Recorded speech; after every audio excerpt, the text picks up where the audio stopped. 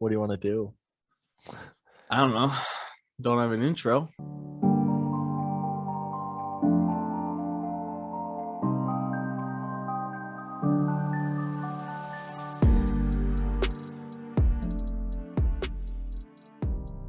Welcome to the Glaziar Gamble podcast. This is our sports section for episode 15.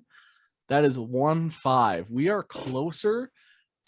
as close to episode 30 as we are to 0. There's an episode 0? Yeah, it's intro to the Glaziar Gamble podcast, episode 0. I just want to point that out for any of you that are just joining us now. There are 14 other episodes and a 0 for you to go watch. But not 15 other episodes. But not 15. But there will be a future 15, which would make it 30. Which is this one. And this is not a math podcast. Unless that's what you want to see. We can get a chalkboard, draw stuff up. Yeah. But anyway, yeah, Glaziar Gamble podcast. I am Mychal Glaziar. That is Joe Rybolt. On your screen, I think it's this direction because on the YouTube video, when I edited, when I went like this with the heart, it went the other way, so we were like this. We were both like that. So I need to be like this then, or I need to be like this, and then we would have been fine. 2 rights make a left. Yeah, that's how it would look. Okay, because it's flipped on my screen, but you say it's fine on yours.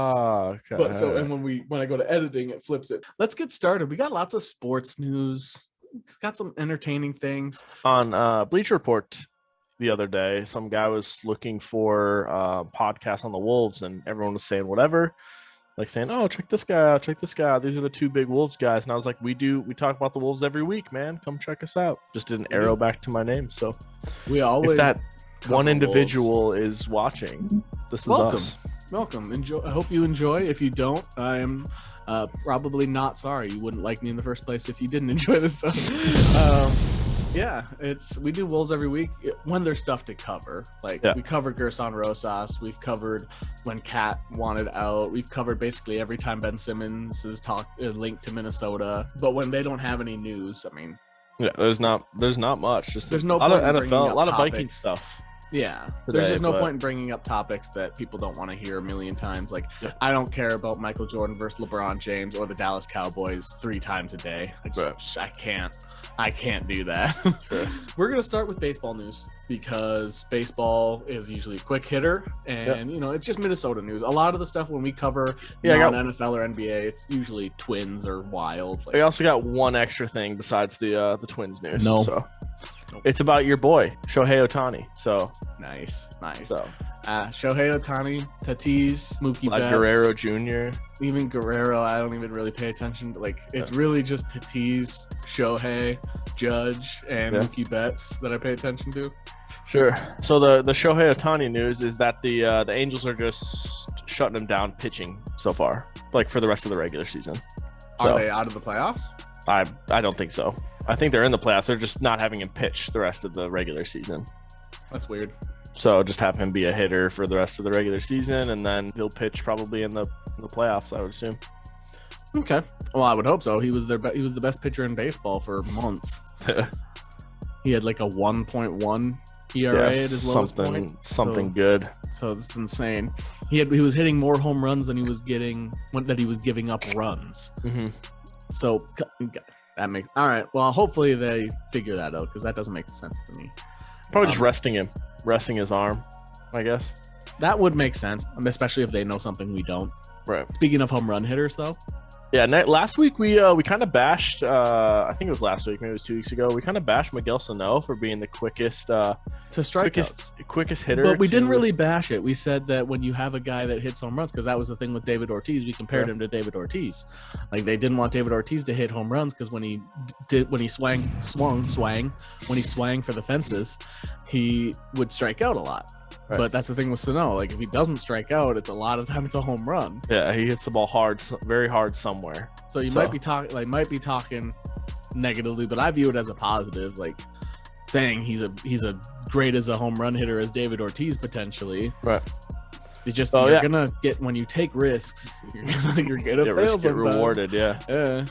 So But, yeah, yeah, he's the one of 7 people in Twins history to have multiple 30 home run seasons. I would guess Morneau is one. Don't know. Morneau would make sense. I would love to say Kadir, but he only had like one major home run season. Maybe Dozier. Dozier was one of them. Yeah. Dozier was one of them. I remember. The fact that I know that is shocking to me. That's fine. I figured it'd be Morneau. Dozier was on there though. That's good. I remember that. Dozier was on there. That's good. Good thinking. Whatever. We'll move on because I'm not gonna just sit and piddle around trying to remember. Yeah. I prefer if you didn't piddle. That's just a mess. Yeah, I've had to clean up some piddles today. Moving on to NBA news. Let me be clear. Sylvia Fowles. She won 4th Defensive Player of the Year. Yeah. That's insane. Yeah. You know, to the likes of like, I don't know, Rudy Gobert is probably similar to that. 3. She also has the same amount of Defensive Player of the Years as she's had 20 in 20 games. Yeah, that's insane. So yeah, we covered the Minnesota Lynx last week. It was not a well-viewed.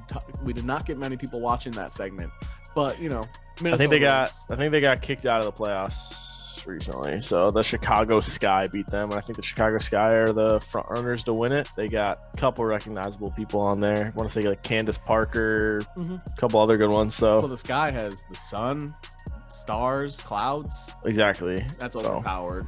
Right. That's in Chicago. It's all that is in Chicago too.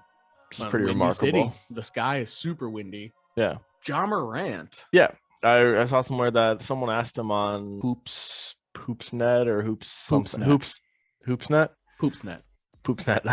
And he said that he's a top 5 point guard. Said he's behind Steph Curry, Dame, Chris Paul, and Westbrook. I'd put him above Chris Paul. So, you got. He's a better shooter than Westbrook. Trae Young. I'd rather have Ja over Trae Young. You got Kyrie. You got Trae Young doesn't shoot well enough for me to pick Ja or him over Ja. Kyrie doesn't play enough for me to pick him over Ja. So I feel like it sounds crazy to say he's a top 5 point guard, but I 100% agree. I would say you wouldn't be crazy to say he's top 3. So first of all, I will say I'm very biased. I thought Ja Morant was going to be the number 1 pick over Zion, but I was like, there's no way they don't take Zion first because he's going to make, even if Zion isn't as good as Ja, he's going to make way more money. Right. So it's more than just the stats, but even then, Zion's insanely good too. Right. But Ja Morant, people started when he was coming out of college, they were talking about how he's a better shooting Russell Westbrook, and I was like, oh, so he's a better shooting version of a guy who's averaged a triple-double in multiple seasons, and his one knock is that he can't shoot, and he's a good shooting version of that guy. Yeah, I haven't seen those numbers yet, though. Better shooting than Westbrook. Or Westbrook's numbers, but not a lot of people can. Not a lot of people can do what Westbrook can do. So. It's because all about motor. Yeah. Westbrook plays with a constant chip. Yeah. I would say Ja is top 5 for sure. I think you can make an argument about other guys, but in my mind, I think 5 is like a perfect spot, especially if he puts himself at 5. I think that's super fair. And I want him to say he's the best. I want him to have the mentality that he's the best, but at least he's honest, claiming that he's number 5. Right. And there's depends on what you need for a team. If you want nothing but a distributor who's gonna score you 10 points a game, then Chris Paul might be your best point guard. Yeah.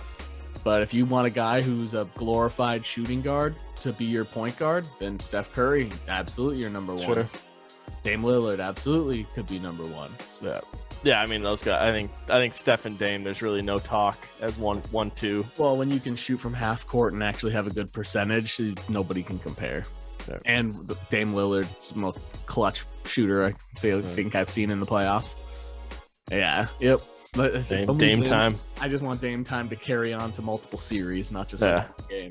Right. He's super good, and his rap isn't his music isn't bad either, which is impressive because a lot of athletes that pursue music tend to not be that great. Sure. But yeah, if you haven't heard it, it's good. Speaking of point guards, though, see why you wanted to end with this one, or end the NBA segment with this one.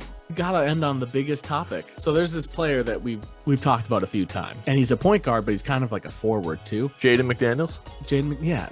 Karl Anthony Towns. Well, Jay McDaniels grew and Anthony Edwards grew. Both of them that's grew. what happens when, I mean, Anthony Davis grew huge as well when he after he got drafted. Like, these guys are getting drafted at 18 and 19. Like, yeah, they're still growing. Some of them have 6 years left of growing. But anyway, Ben Simmons, the Sixers apparently as a team, we're all going to go visit him to have a discussion. Sure, it was like the big names, Morey, Doc Rivers. They were going to have Embiid. Not Embiid. Really? That's not a good choice. He does not like Embiid. Well, and I mean, Embiid doesn't seem to really like him either. Anyway, there's, if you want to listen to discussions on like what Embiid has said recently, go ahead and watch like The Odd Couple with Chris Broussard and whatever. Go ahead and watch Shannon on Undisputed. They've talked about what Embiid said. We don't need to cover that. Right. But Ben Simmons said, no, don't come see me.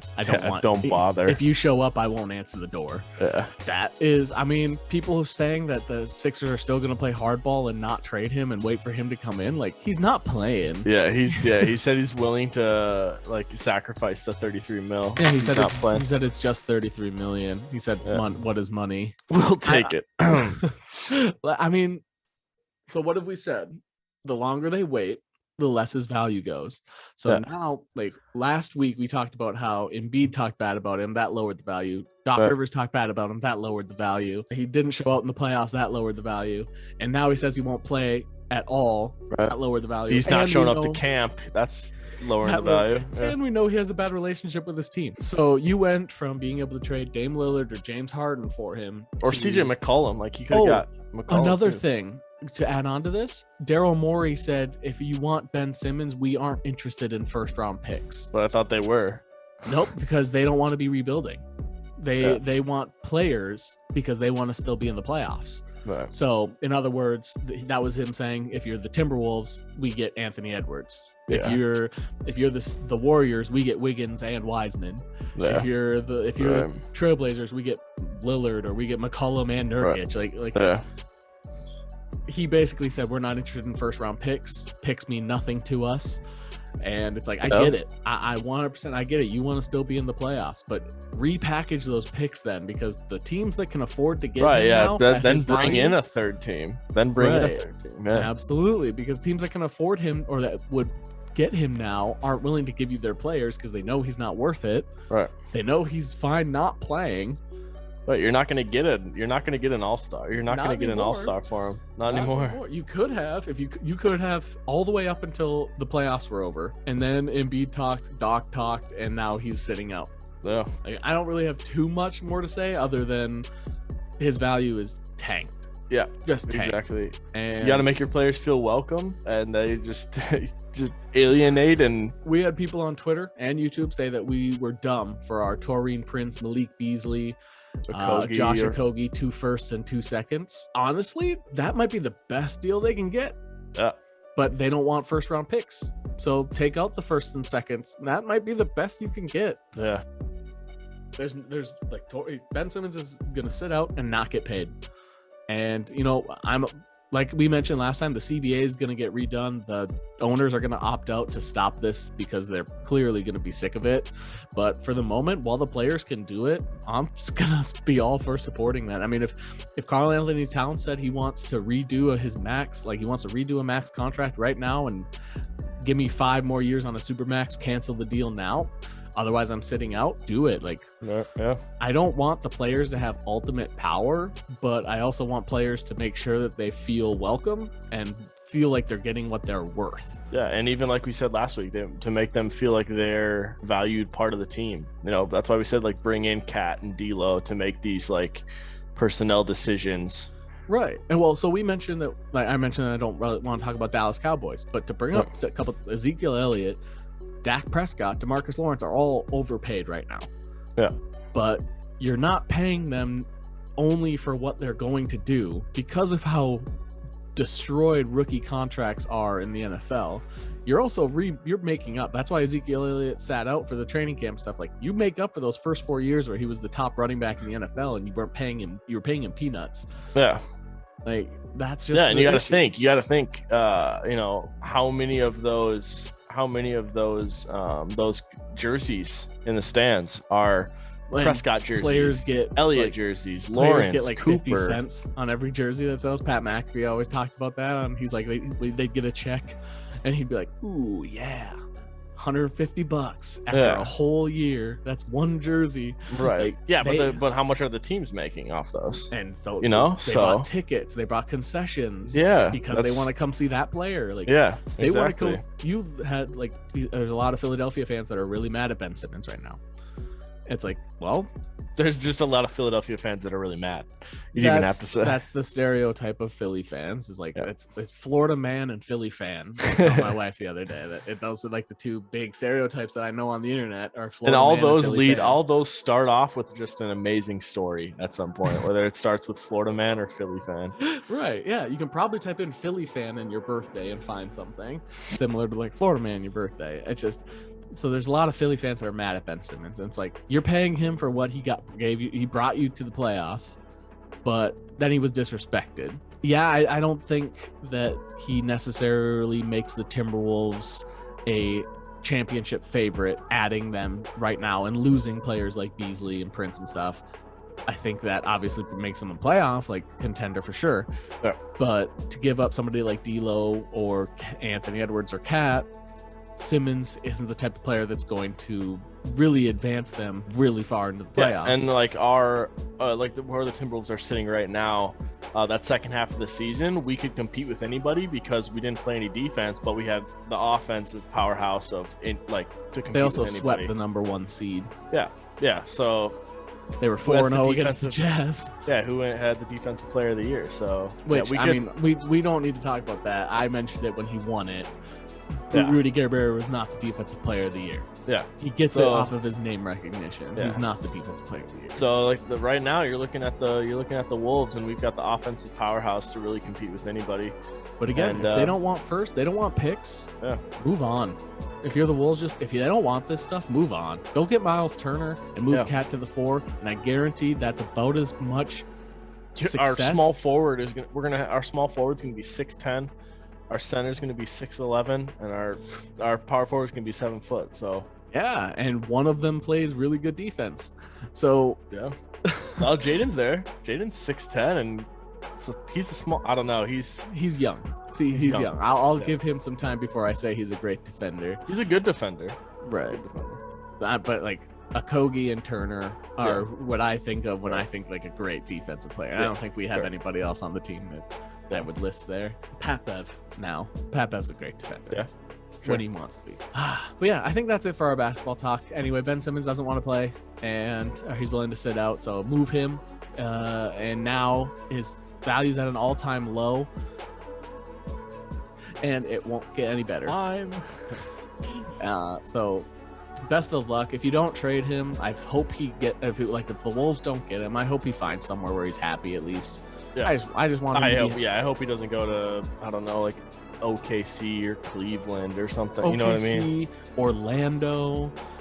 I would love Cleveland. I think he would be. I've said it a couple. I think he would be amazing on the Nuggets. Yeah, it's the Western Conference, so we'd have to go up against him more, so it'd suck. It's already our division too. So, but I really think he would be an awesome fit on the Nuggets, and I really hope he can find a way either on the Nuggets or maybe Kristaps Porzingis for Simmons.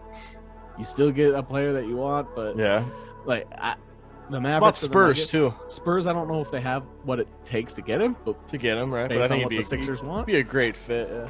But the Nuggets and the Mavs, there are teams that he would be a great fit on. So it would be awesome to see him go somewhere. There's Sacramento, I've heard he wants. Figure it out, please. Maybe Marvin Bagley, Buddy Hield for Ben Simmons. I don't know. Halliburton, maybe. But you could probably keep Halliburton though. Fox, those are the names they'd want. Fox. I think it would be Bagley and Hield because that works for contract. Bagley, you have potential, and Hield, I don't know. True. I don't know. But yeah, I don't know. I hope he finds happiness, success. I want every player to be happy. That's why when I heard that Cat was unhappy, I said go ahead and leave. Like, I want to keep players that want to be here, and I want to make sure players are happy because a player that's unhappy doesn't play well. Right. I mean, Aaron Rodgers was super happy against the Niners. They won. Aaron Rodgers was super unhappy going into week 1, and they got demolished. Yeah, got benched. Yeah, when a player, its emotion is so big, Oh yeah. And I want to see the best competition. I want to beat every team when they're at their best. I don't want to beat the Warriors without Clay. I don't want the that means nothing. I want to beat the Nuggets. Like if the Nuggets got swept in the first round, it's almost a good thing because they were missing half their team. The fact that they got as far as they did was amazing. Right. Anyway, I mean the Clippers too. Clippers got Kawhi. Yeah, Clippers. How boring is that? All the offense goes through one player. It has Lakers lost LeBron and AD. Yeah. It's so. I'm not interested in watching injured players. That's Harden, Kyrie, same thing. Imagine watching the Nets at full power in the playoffs against who was Suns. The Suns full power, or the Lakers at full health. Yeah. Or the Warriors at full health. Could you imagine the KD, Steph, for Denver? Right. Like, it could have been so amazing. And if now people are like, oh yeah, but the Bucks only won because the Nets were hurt, and the Bucks only won because Cam Reddish was out, and they're a key rotational player for the Hawks. And the Bucks only beat the Suns. There's so many excuses you can make, but at the same time, like they had to get where they got. Yeah. So, We'll end the NBA discussion there. We're going to get into the NFL, and that'll be it for sports after that. That was it for our NBA section. Let's hop into NFL. Football. Got a good amount of football today. So, Harrison Smith, who is my favorite Viking currently, probably maybe of all time behind Weldy Moore and Antoine Winfield. Harrison Smith was on the Pat McAfee show today. And he did an interview, which you don't normally see interviews. Normally I see like Adam Thielen. When people get a Viking, it's almost always Adam Thielen. Yeah. Or JJ or Cook. Awesome. Right. Yeah. And which Pat McAfee's interviewed Dalvin Cook, Justin Jefferson, Adam Thielen, and Harrison Smith. But this time, Harrison Smith, it was really cool. He was really chill. During the interview, he mentioned that he would not put any quarterback above Aaron Rodgers when it came to pre-snap reads, because Aaron Rodgers had been super complimentary of Harrison Smith. He said he's like the best safety he's ever gone against. He likes the back and forth that they have. Right. That the only safety he feels like he can't read is Harrison Smith. That he's basically just constant compliments to Harrison Smith. Right. Harrison Smith repeated that with saying that basically, which by the way, Harrison Smith has gone against Tom Brady I think 3 times. So by saying Aaron Rodgers. But Rodgers 2 times a year for the last 9 years or whatever. So and then he also mentioned that there's been times where he'll start creeping up to the line, and Aaron Rodgers will look at him and give him a little bit of a smirk, yep, I already got the right call against you. And he says that's kind of fun. So I thought that was a fun interaction. That is fun. Yeah. And then I had a question. Outside of being the best safety in football history, is he also the best looking NFL player ever? He's got it. He's got to be. His eyes are like this silver color, right? And his teeth are perfect, and he's just chiseled jaw. He's just distractingly. Here's how I see it. So Kirk Cousins is a good looking dude too. Yep. Right. So there's a lot of good looking NFL players. A lot of good ones. So I would say that Kirk Cousins is the guy you want to bring home to dad. Right. Okay. I like where you're going. Harrison Smith is the bad boy. He's the guy that you just go to you say you're going to prom, but you never make it there. Right. Yeah. Gotcha. He's he shows up to prom on a Harley. Right. Kirk Cousins takes you to prom, but then you ditch him to get with Harry. Yeah. Okay.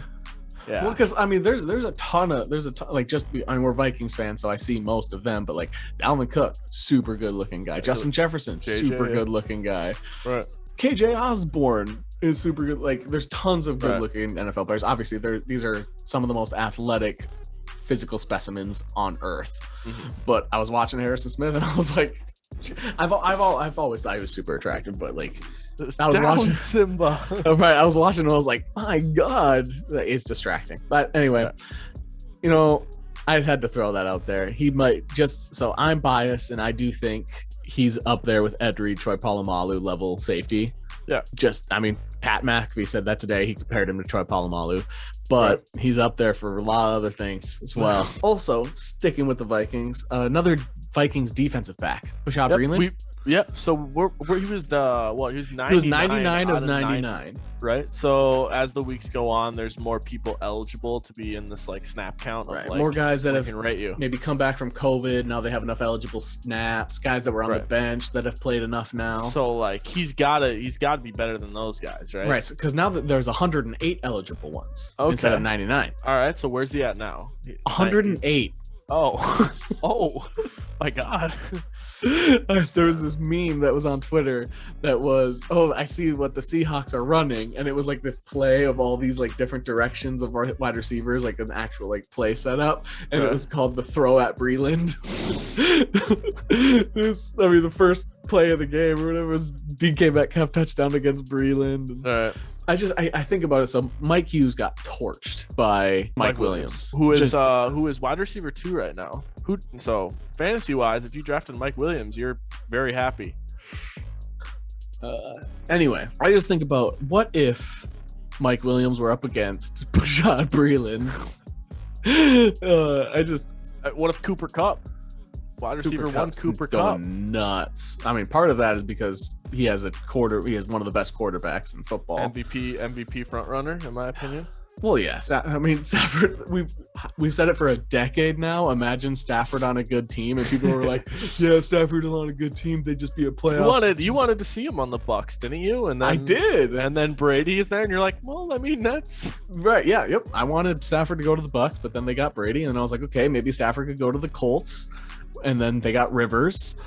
And then it turned out that once Phillip Rivers retired, the Colts were deciding. He was a year or a couple months off from the Saints. I think the Saints would have been a good for him too. But apparently Stafford had narrowed it down to Colts and Rams. And I was like, and when I heard that, I was like, Colts would be. So yes, he's amazing on the Rams. Would have been amazing on the Bucs. Would have been amazing on the Saints. Like, we've said it forever. Stafford on a good team, it's nuts. So yes, Breeland against Kupp, just basically Stafford with a good offensive line and good receivers. Oh man, but yeah, Breeland's not looking good. Here's some other news. Breeland and Mackenzie Alexander were out today for practice due to some kind of injury. So that means we'll get to what I was going to say. That means you're going to be getting some possible Cameron Dantzler out there this week. Maybe some Harrison Hand, like maybe some Chris Boyd, like guys that we've been saying, like, where are they? Right. I don't know where they've been. Bashaud Breeland's 108 of 108. Better try keeping him out there. Yeah, Dantzler. I don't get it. Dantzler in the doghouse or something. Still, like, obviously, like. Well, Dantzler had that tweet he deleted last week. Yeah. But for those who don't know, he said, "I'm sick of keeping my mouth shut on this," basically saying, like, I don't get why I'm not playing over Breeland, and then he deleted it. But yeah, I mean, if Mackenzie's out too, you're gonna have to figure something out, you know. Harrison Hand and Chris Boyd was drafted to be Gladney was drafted to play some nickel, but Chris Boyd played some nickel last year and did terrible, but he learned. So is he better than 108 other or 100? Most likely. Is he better than Breeland? Yeah, it's hard to say anybody's not better than Breeland right now. They also cut one of their corners that was undrafted. They removed him from practice squad, who's released. So anyway, other players that are back, so they're inactive. So players that are active now. Yeah. Kene. Yeah, Kene's back. I've been waiting for Kene. Bars limited, which is good to see. Don't care. Bars limited. It'd be nice to just be at full strength. You know? It would be nice. It would be nice to see what our team could do with one of our most expensive players. Yeah, Conklin was limited. He hurt something or tweaked his hamstring or something, but he's limited. Or Gronklin, as some people say. No. No. Yeah, Conklin was back. And Christian Darrisaw. Yeah, full participant. Let's go. Well, after they finally did well. Yeah. No, our offensive line's done okay the last 2 games, but I said it last week though. Being good against the Seahawks means nothing to me. Yeah. I think the Seahawks are extremely overrated. Yeah, let's see what happens when Myles Garrett's on the other side of Rashad Hill. How's Rashad Hill going to do against Myles Garrett? How's Brian O'Neill going to do against whatever? How is Brian O'Neill going to do against pass rushers? Oh, Brian O'Neill is the #1 rated pass blocking right tackle so far this year. So is he still overpaid? Those people that said wholly overpay when Brian is he still overpaid? If you're not Vikings fans, if you're not Vikings fans and you haven't been watching Brian O'Neill the last 3 years, you don't know what you're talking about. Exactly. We immediately before he got re-signed, we said give him a max. Yeah. And this is why we have not had a good O-line for the last 6 years, and we finally get a staple, like an amazing player. Yeah. And you have to commit to that. And there's people that go by Madden.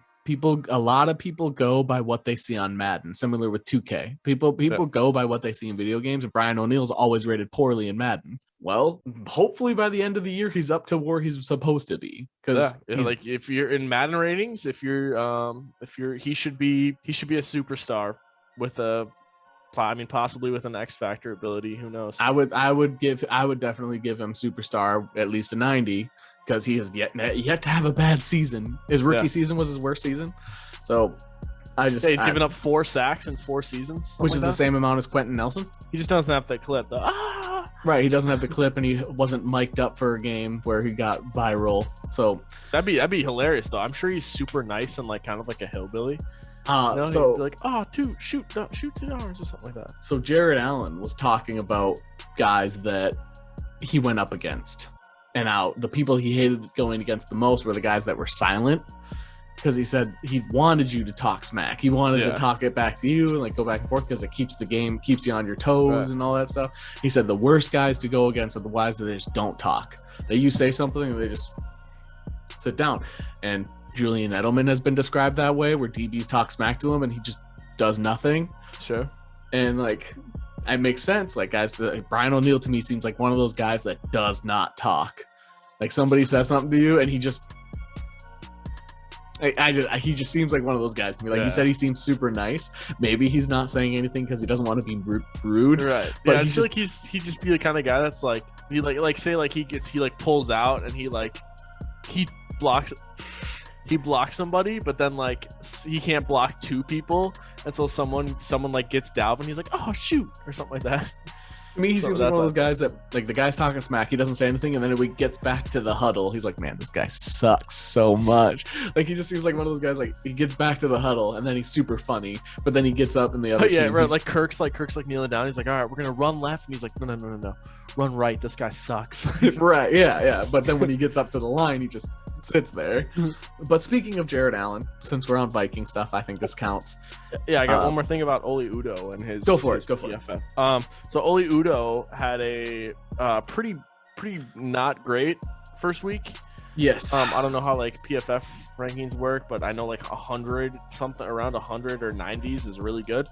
And then like 20 something where Bradbury was that first week was really, really bad. So somewhere in between was like, would be like 50 or 60. So Oli Udoh's first week was like 59, which is not horrible, but that's not good for PFF rankings. That's not good. You basically don't want to be below 80. Otherwise it's considered okay or worse. Yeah.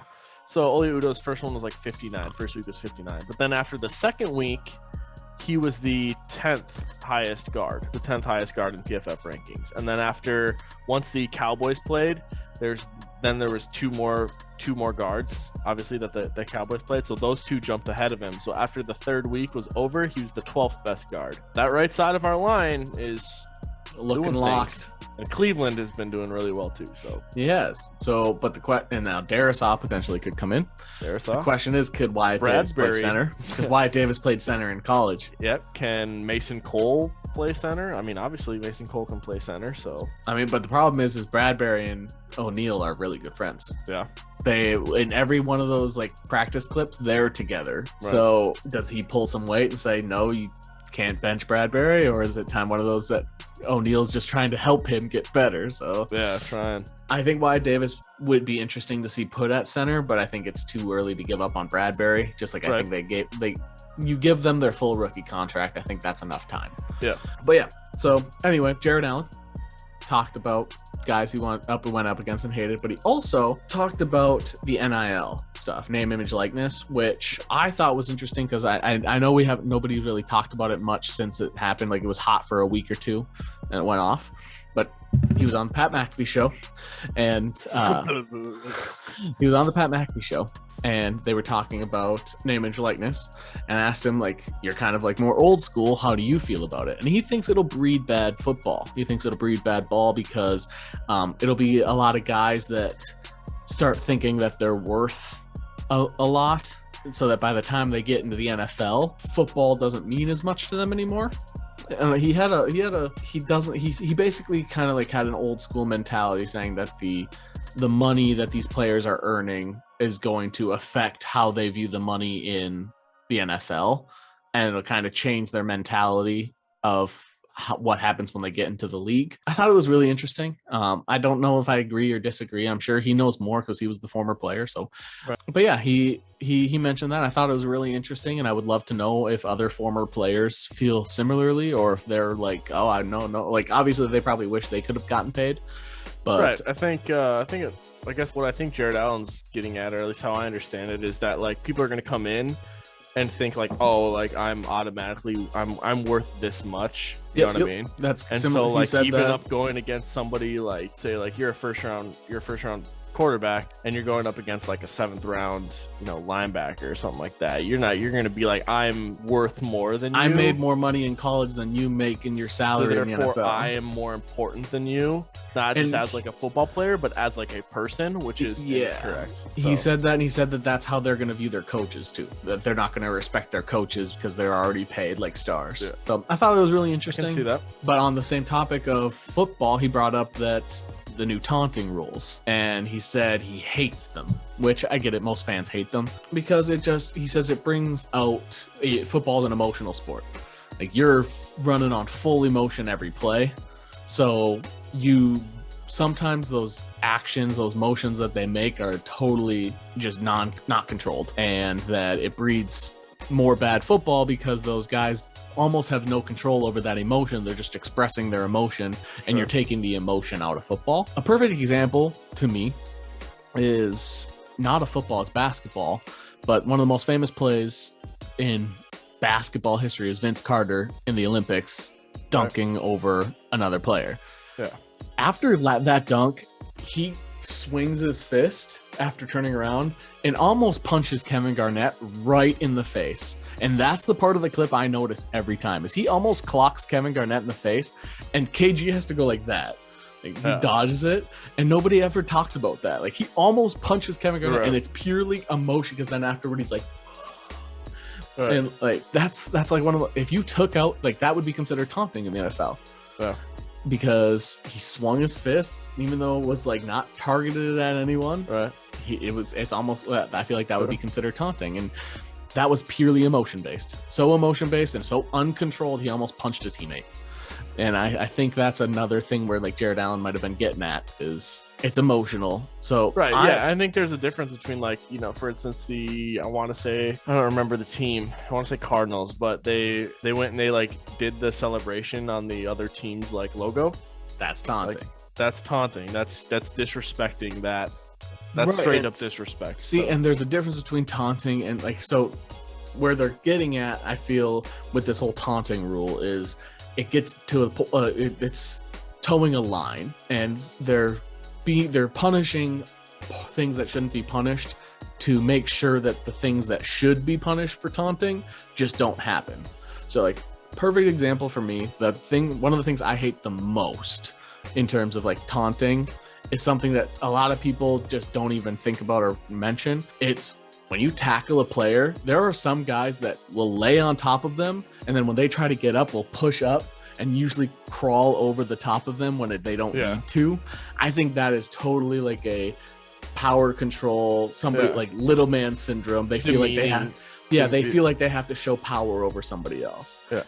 If you get rid of that, but keep the, like, jawing in your face, I'm all for that, because the jawing in your face might. I don't think there's enough when it comes to, like, sportsmanship in those moments where you knock someone over, and like there's there's defensive ends that sack quarterbacks and then help them up. You know what I mean? I think that happens with Rodgers a lot. Like people help Rodgers up, people help Brady up, and that there's not enough of that. And I understand like I've watched somebody try to help Drew Brees up and he slapped their hand.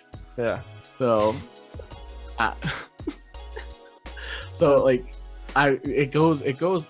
Obviously, there's a bunch of different outliers and stuff, but the whole taunting rule, it needs to be retooled. I get what they're trying to do because there are things that are just they don't have a place in football, but getting in somebody's face after you one hand caught, or that dude in the preseason that like ran over 4 people and then he got all up excited because he just ran over 4 people and he got taunted. Like that shouldn't be a penalty. But dragging your nuts across the back of somebody's helmet, nut drape, that I'm all for. But that isn't a penalty. But I would say penalize that. Don't penalize some of these stupid taunting rules. Yeah. Penalize the guys that are trying to show like they have power syndromes, because those are the guys that you need to punish, because those are the guys that are ruining the image of football. The taunting isn't ruining the image of football. Also, in regards to Jared Allen, I believe he did his curling like qualifier recently, and he said they did pretty good, and they're just waiting to see if they get a bid for the Olympics. So pretty cool. Yeah, so good for him. Hope so. That he'd probably be the biggest person. It's based out of Minnesota, so he trains in Minnesota, so he still lives in Minnesota. Yeah, so does like Greg Jennings. Spear hunting or whatever. Yeah, he hunts bears with spear and he hunts wild boar with knives. Yeah, it's crazy. Where he stands in the tree, pounces on him.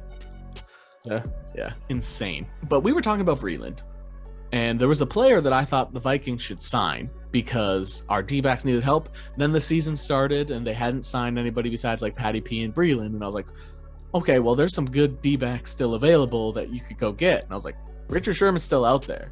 Yeah. Well, Richard Sherman's not out there anymore.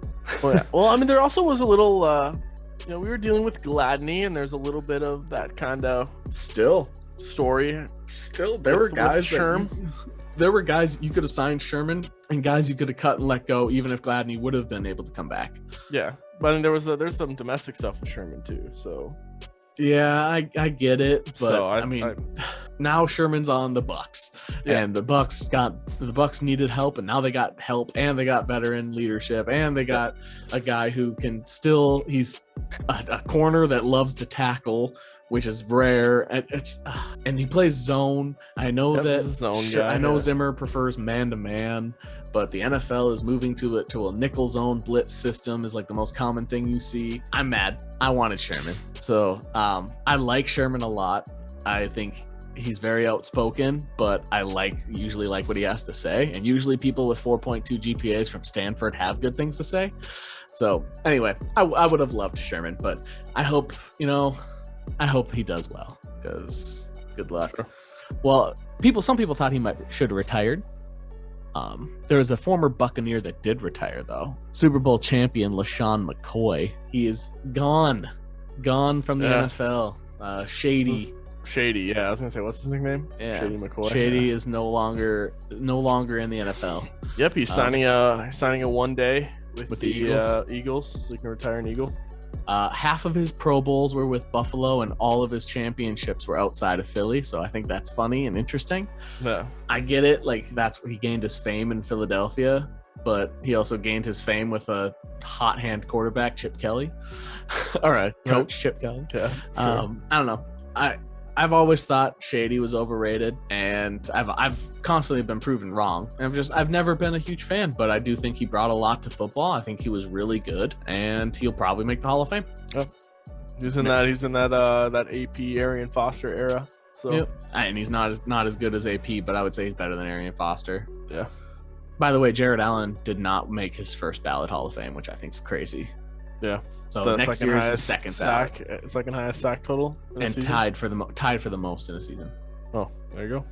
And I was at that game that he was going for the record. And when he got that last one and it was counted for half a sack, the entire fans, it went, It was such a letdown. Speaking of people that were letdowns, or actually, you know what? No. Speaking of organizations that were let down. Speaking of organizations that are letdowns, so Sam Darnold is 3-0 right now. The Panthers are 3-0. Quarterbacks are not a win stat, so Panthers are 3-0. He is a perfect example of quarterbacks that if you put the right system around them, like the Jets are just terrible. Yeah. Zach Wilson might be a really good quarterback. We're never gonna know.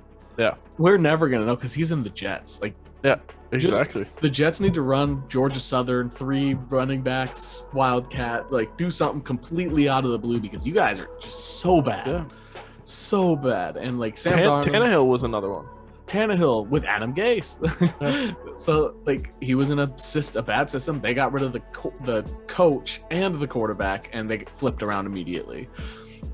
It makes me wonder, would Joe Burrow be just an insane quarterback if he wasn't in Cincinnati? Like, would if you put Joe Burrow in an amazing system, would he just be a top 5 quarterback?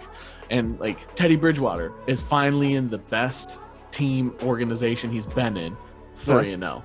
Yeah. I think it's just a perfect example of like if you surround your team, if you surround your quarterback and don't force them to carry you. Yeah. I think the vice versa too. It's like Case Keenum. Case Keenum had, a major, average success all the way around, but then he had the one very good success season with us. With a top 3 defense. He's been on 2 amazing wide receivers. Yeah.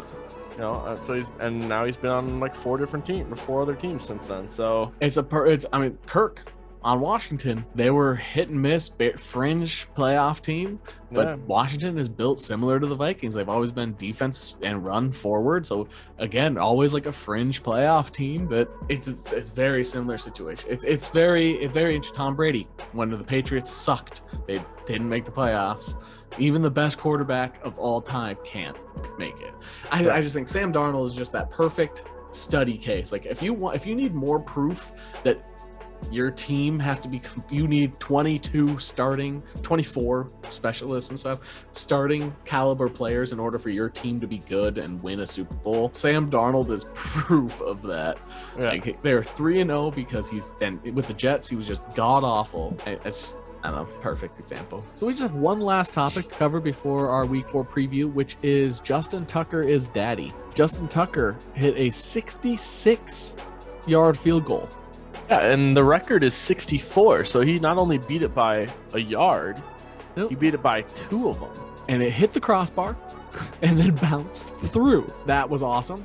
I've seen him make field goals where it looked like it could have been good from 70. So he was in a dome. But fun fact, Justin Tucker has made every single field goal if there's under 1 minute left in regulation. Crazy. Every single one. So you would assume he's probably been a 99 on Madden his whole career? Now he is. Oh, this is the first time he's ever been a 99 in Madden. That's crazy. That's weird. What do they have against giving people 99s? What do they have against giving people their correct ratings? Give people their correct, like, you should, first of all, don't have one dude. One person shouldn't be handling the ratings because that just means he's going to rate people based on who he likes. Yeah. You should have a team of 10 for each team. Yeah. Or like you have a team of 32 and each person gets 5 people from I think there team. should be more because like there should be more, but it's because like you and me EA, they're not going to spend that money. Right. You and me can go back and forth and be like, I think Brian O'Neill's a 90, and you can be like, I only think he's an 85. Like you need to have the 2 people discussing it to Agreed. They should have a team. We've mentioned this in previous episodes. Like they should have a team of 100 to 200, but it's EA, so they spend the money on one guy. Yeah, they spend all their money in cosmetics for Battlefront, and then you have to play the equivalent of 200 years. Or spend $20. Yeah, it was something like that. Battlefront. It was unbelievable for Battlefront, and then Mutt too. Like that's where they. Mutt's very similar. 2K similar. Like I just. Sims is a lot better in my opinion. Sims they have a ton of DLC packets, but it almost makes sense. People don't always want those things. Right. I don't know.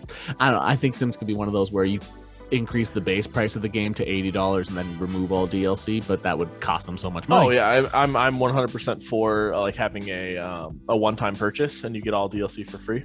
Yep. I think that's so. And I mean Sims 5, we talked about this, however many podcasts ago. Sims 5 is going to have like creative controls for people to like make their own things. Well, Marvel Ultimate Alliance is a good example. You bought the expansion pass and you got all DLC for free. Yeah. So but anyway, Justin Tucker hit the record field goal for in-game. So very cool. That to me as a kid, that was always something I wanted to see, was a record-breaking field goal, and I've got to see 2 of them. Awesome. Sorry, Lions fans. That is one of the most Lions losses I've ever seen in my life. Yeah, they're not even a bad team. They're like, when you think of bad teams, you think Jets, Giants, Jaguars. I don't always think Lions, even though they're not very good. Oh, I always think Lions. I don't know why I don't. Maybe it's because 100%. They're the team. They're outside of the Vikings. They're the team I've seen the most in person. Like I think I've gone to 6 or 7 Lions Vikings games in my life. So maybe that's why. Yeah. Or maybe Stafford has always made me think. And Calvin Johnson and Marvin Jones scoring on us every week. Yeah. So maybe that's why. But I get it. They're not a very good team. But when I think what's the worst team in football, I always go Jets. Jets, yeah. Jets. Absolutely. So what's the Jets? Yep. And I thought Dolphins for the longest time. I thought we're worse than the Lions. I don't know. There's just some teams that have just jump into my head first. But anyway, Lions, terrible loss. But, congrats, Justin Tucker. I think you're awesome off the field and on the field, and he is the best kicker of all time. Him and Vinatieri are the best kickers of all time, 100%. Now let's go into our week 3. We're not going to do the full rundown. I just think it's a waste of time to go through all the picks, especially because, like I've mentioned before, my picks aren't accurate until halfway through the season. There was another 38% last week with 60% on the winners, so it's just get the winners right. It's the covers. This isn't a betting podcast anyway, so right. We're just going to cover 3 games that we feel like we have a good feeling about or have good information. We've done some looks. First, we're going to go over, let's just do Chargers Raiders. Again, none of this is betting advice. The Chargers are -3. The Chargers just beat the Chiefs. The Chiefs are not a bad team. I think the Chargers are just that good. The Chiefs have a terrible defense, but the Raiders are riding hot, and they tend to cool off after between like 6 games or so. We're not to that point yet, but you've paid attention to more Raiders things than I have. How's the Raiders secondary? The Raiders secondary I think the secondary is benefited by a good pass rush. Okay. I think Max Crosby is really good, and their D tackles are underrated. And I think that pressure up the middle often causes the earliest passes. And I think they've been getting a lot of pressure up the middle.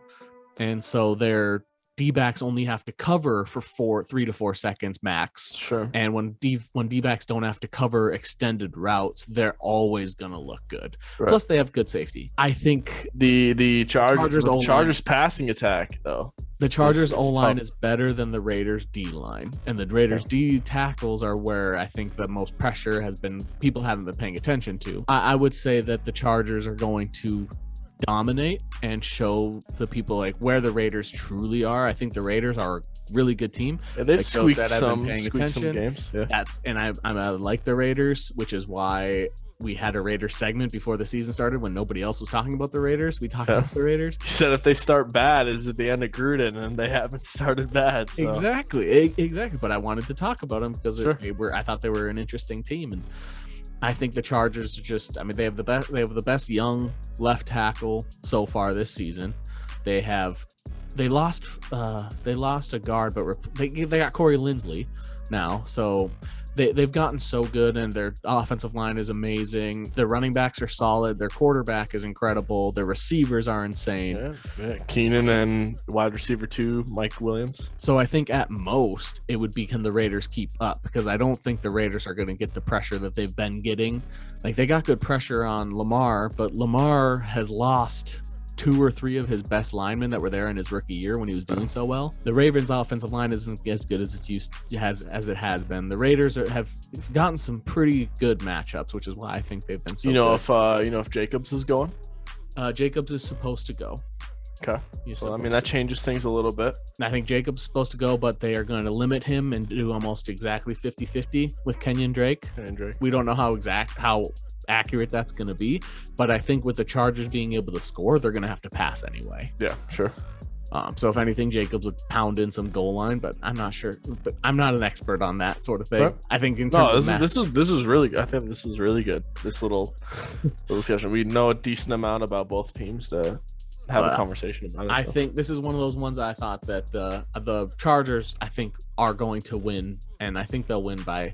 I wouldn't be surprised 6 or 7 points wouldn't be that bad of a lie. And I think if the Raiders can only lose by 6 points to the Chargers, that shows you that they are on the cusp of being a good, like a really, really good team. But just kind of proves they're just a good team right now. Right. Got it. Another game I wanted to talk about was Denver Baltimore, because Denver is favored. And I get that the Ravens haven't done well this early on, and the Denver's 3-0, and it's in Denver. Is Judy back? I believe so. Because high ankle sprain. I don't know. I thought he was out like 4 weeks or something. Well, and high ankle is worse than low ankle. Looks like he will not be back. Okay, so I mean that changes things too. He's leaning towards not being back. Okay. Better be safe than sorry when regards to them. Well, and it's all right. KJ Hamler. I'm rooting for him, man. Cortland Sutton, Tim Patrick. Tim Patrick was their leading receiver last week, and Cortland Sutton is good every time he plays. I just think this Jerry Jeudy was doing really well until he was out. Yeah, part of that is because they have a quarterback who doesn't make mistakes. He's a quarterback that doesn't make mistakes, but he doesn't make big plays. But Jerry Jeudy is most successful after the catch. Yeah. So he was a perfect fit with Teddy. Anyway, that's where I think why KJ Hamler's not doing as well as he could be, because he kind of needs a deep ball guy, which if they would have gotten Aaron Rodgers, KJ Hamler would have been nuts. Yeah. Tim Patrick's one of those deep guys too, though. Exactly. But he also runs over the middle a lot, where KJ more runs straight. I just don't think Denver should be favored. I get that the records would say that, but when I look at these two teams on paper, the Ravens seem like, because it's only a 1 point favor, but still, like the Ravens seem so much better, and the D-backs are where Denver is absolutely insane. Their D-backs and their linebackers are good, but their D-backs are where it's like, oh my god, they're insane. I think it's also like the Denver is very similar to the Panthers, where it's like if the Panthers are in a game, like the Panthers could go up against anybody, and you like casual fans are like, I don't know, like on paper the Panthers don't look good compared to like I don't know, like the Packers or the one of these teams. The Panthers were another team I was thinking about talking about this week, but I went with the Broncos because they're very similar in regards to like the mindset of the NFL. Like NFL teams don't think highly of them, but I think highly of the Panthers because they're sneaky good. Shaq Thompson, Hassan Reddick. Yeah, that's just sneaky good. Kind of like the Raiders. And coaching. Both. Yeah. I mean, the Panthers, I think a huge part of their success is Matt Rule is an amazing coach. Yeah. But yeah, that's why I want the Panthers are. I'm still like we don't know what's going to happen. And they had some injuries last week, so we're not 100% sure what's going to happen with them. Christian McCaffrey's out. You don't know 100% what's going to happen with the Panthers, and so I didn't want to talk about them because I'm unsure on them. I want to talk about. It's going to be a good test, Denver and Baltimore, because Lamar so far this season has been airing it out. Marquise Brown and Mark Andrews have done really well so far. So that's at least in the yard wise. Those are that's gonna get shut down, and so this is the Lamar Jackson 150 yards rushing game. And he's already the 4th leading rusher in football right now. Yeah, and I don't think that Denver. I think their D-backs are gonna get tackles, but it's gonna be on Lamar. Yeah. Which is, I would love to see the Broncos win. I like both Baltimore and Denver, so I have no horse in the race there. But I really don't think Denver should be favored. Did you have to say a horse joke with the Broncos, or I didn't? But I guess that works. I was thinking more horse because of Lamar's pants, but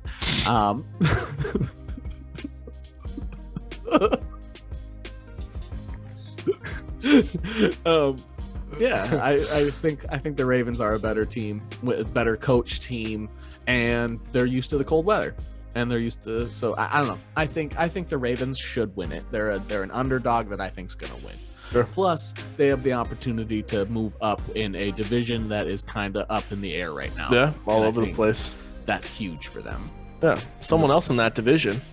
If the Broncos go 4-0, I think that'd be so cool for them. and terrifying for the Chiefs and Chargers. Yeah. Because the Raiders are a team that I just said, I think. I mean, that division's looking tough. It's no NFC West with the Rams Cards. Yeah. I think that's Seahawks. NFC West. Yeah, Cards, Seahawks, Niners, and Rams. Yeah. That's still to me the best division in football, but this is looking real good. Yeah, I would love to see either team win, but I think Baltimore wins it. So I just wanted to talk about that because those are the games that I thought had obvious choices to me. They felt like locks in my mind. Sure. Similar to how I said Cincinnati was a lock over Pittsburgh last week, and that happened. And I thought the Raiders were a lock last week, and they were a lock. So those were a couple locks that I had that worked. And then I want to talk about the Vikings. The Vikings go against the Cleveland Browns. I'm excited to watch it because I love the Browns and I love the Vikings. Yeah. We've been Browns fan. We've been pushing for the Browns since like Jordan Cameron, Isaiah before Crowell. The bandwagon started. We were on the Browns. We will say that we are a very pro Browns podcast. Josh Gordon, Jordan Cameron. I remember. Okay, so I don't play Madden Ultimate Team. However, Same. I went through the Browns season in Madden Ultimate Team so I could get the red Jordan Cameron tight end card. The rest of my team sucked, but I had like an 86 overall Jordan Cameron. So I think those are called team challenges now. It was like it was like the season back then. You had to like play their season. And we've been huge fans of Browns for a long time. So anybody that's watching this, we are Browns fans. But we're huge Vikings fans first. Josh Gordon, Travis Benjamin. I love Travis Benjamin. The one Gary, the tight end that had like 16 touchdowns, 13 touchdowns. Gary. But yeah, Jordan Cameron, Isaiah Crowell, Joe Thomas. No, I mean, you had Crow on your fantasy team. I had Crowell every year. Like every year. Every year. You have Hayden's jersey. Yeah, I should. I should put that on. I'll put that on next week. Anyway, I do think the Browns win. I think personally they are a better team overall. And what I mentioned was, I just mentioned it, the internal pressure is huge. I think the Browns have too much pass rush for the Vikings offensive line. And with Dalvin Cook still not being 100%, and with Mackenzie Alexander out Mackenzie's out and Breeland's out with OBJ back, I have a hard time thinking I think the Vikings are going to be pushing the offense, and by the end of the game the defense is probably going to get tired and give up some key scores. I do think they get at least one interception, but I thought Seattle would win, and I was wrong there. But that was also Zimmer's first win ever against Seattle. Right. I think the Browns are just a better team. I want the Vikings to win. But I think obviously, just for the sake of whatever, I'm gonna take I'll take the Vikings. Right. So I mean, if you take Cleveland, I'll take the Vikings, and I'll say either the O-line's been pretty hot the last 2 weeks. You know, you had to deal with Chandler Jones, and you kind of subdued him. I mean, like, he had 5 sacks week 1, so like he was coming into it hot. And then last week they did really well. Vikings by 3. That's what I'm saying. So the Browns are 1.5. 1.5. So it's small. So that would be. They think it's close to. So right, exactly. Which would mean that if it was in Cleveland, they would say the Browns were at least 4.5 point favorites. Sure. It's just one of those. I think the Browns create pressure. The Cardinals have weak linebackers and weak defensive tackle, and that's not the case for the Browns. I think the matchup to circle this week is going to be Bashaud Hill and Myles Garrett. Yeah, I would say for the Vikings on offense, it would be Rashad Hill to Myles Garrett, and I would say for the Browns on offense, it would be Patrick Peterson and OBJ. Sure, yeah, I agree with that 100%. And Stefanski has shown to be a better coach so far in his career, but he also has a smaller sample size. Yeah. But yeah, I'm rooting for both sides, but way heavier towards the Vikings. I really hope the Viking wins. Just like last week, I said my head said Seattle, my heart says Vikings. Maybe we go with our heart this week and we pick the Vikings to win. Yeah. Like to see Kirk stay on his tear. Angelic light. Yeah, it's still Halo. Yeah. That's why, because we're talking about the Vikings. And Kurt is back. Yeah. Yeah, I'd like to see Kirk keep it up. That's all we got. I'm not going over the rest of the games. We broke down a few games. I like that a lot better, I think, than going over all the games. I think going over all the games kind of boring. Yeah, these little like discussion, like mini discussions too, I think is nice. Much more interesting. So hope you guys enjoyed. That is the end of our sports section. So if you want to see Marvel and entertainment, go ahead and click the other video because this will be its own. I hope you enjoyed this a lot. If you did, tap that like button softly, like after prompt, and hit subscribe. We would love some more subscribers. And get more rasp in there when you say love. We would love. There you go. Love some more subscribers. Yeah, just go ahead. If you don't want to, that's fine. I get it. But do it anyway. Like a passive aggressive girl. That's fine. You don't have to. It's fine. You don't have to subscribe. Doesn't matter to me. It's fine. It's fine. Go out with your friends. Don't hit subscribe. It's fine.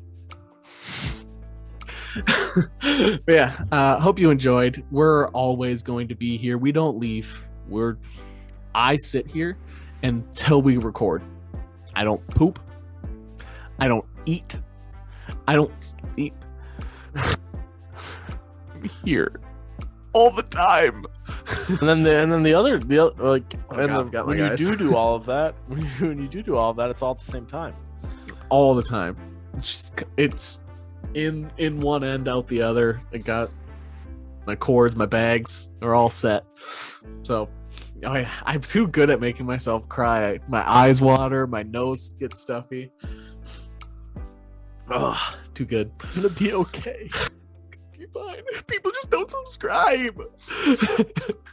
But anyway, thank you so much for watching. We will see you next week, or we'll see you in the Marvel video, or you already watched that and you're watching this one. Welcome to this one too. So, at the end. At the end.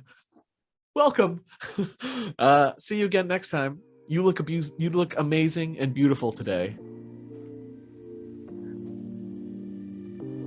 GG. GG.